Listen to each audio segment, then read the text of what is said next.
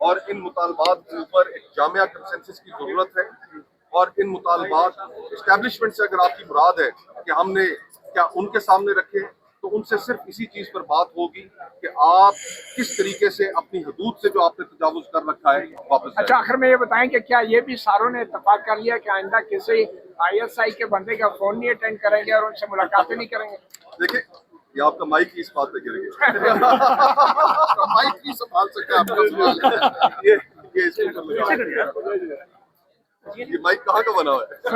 سر آپ کھڑے رہے مائک کی طرف، میں تو کھڑا ہوں۔ تو آپ نے اتفاق کیا کہ کوئی سیاستدان آئندہ ایجنسیوں سے ملاقاتیں نہیں کرے دیکھیں، گا؟ اگر ہمارے سامنے مسلم لیگ نون کی ایک ایگزامپل موجود ہے کہ انہوں نے ووٹ کو عزت دو کی بات کی، اور اس کے بعد اسٹیبلشمنٹ سے مذاکرات اور انٹیلیجنس ایجنسیوں سے گفتگو کرنے کے نتیجے میں جو انہوں نے حکومت حاصل کی، آج ان کا کیا حال ہے۔ اگر اس اتحاد میں بھی شامل کوئی جماعت انٹیلیجنس ایجنسیوں سے بات کرے گی، ان کے ساتھ کوئی ساز باز کرے گی، تو پھر وہ بھی یہ بات کان کھول کر سن لیں کہ ان کا حال جو آج مسلم لیگ نون کا ہے اس سے بھی برا ہوگا۔ عوام بہت آگے جا چکے ہیں، عوام اس طرح کی دوغلی سیاست کو اب کسی صورت میں قبول کرنے کے لیے مگر تیار سلمان راجہ صاحب کی پارٹی تو اسٹیبلشمنٹ سے مذاکرات کرنے کی حامی ہے۔ دیکھیے کھلے بندوں، ہم صرف یہ کہہ رہے ہیں جو آئین اور قانون کی راہ میں حائل ہے طاقت، وہ طاقت حائل نہ رہے۔ اس سے زیادہ ہم نے کوئی بات نہیں کرنی۔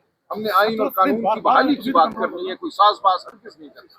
ہمارا موقف بالکل واضح ہے۔ ہم نے مذاکرات کیے تھے، آپ کو یاد ہے جنوری میں ہم بیٹھے، ہم نے بسکٹ کھائے، ہم نے چائے پی، اور جن جماعتوں کے ساتھ ہم نے مذاکرات کیے، حکومتی جماعتیں، انہوں نے کہا ہم پوچھ کر بتائیں گے کہ عمران خان سے آپ کی ملاقات اڈیالہ میں ہو سکتی ہے یا نہیں ہو سکتی۔ اڈیالہ ان کے زیر انتظام ایک جیل ہے، انہیں پوچھنا پڑا اور پھر کہا ہمیں اجازت نہیں ملی۔ تو ہم ان مجبورانے محض کے ساتھ بھی بیٹھ سکتے ہیں، عمران خان صاحب کی اجازت ہوگی۔ اس وقت ہم یہ کہتے ہیں کہ ہمارے راستے سے، عوام کے راستے سے ہٹ جاؤ، پاکستان میں آئین اور قانون کی حکومت ہونے دو، عدلیہ کو آزادی دے دو۔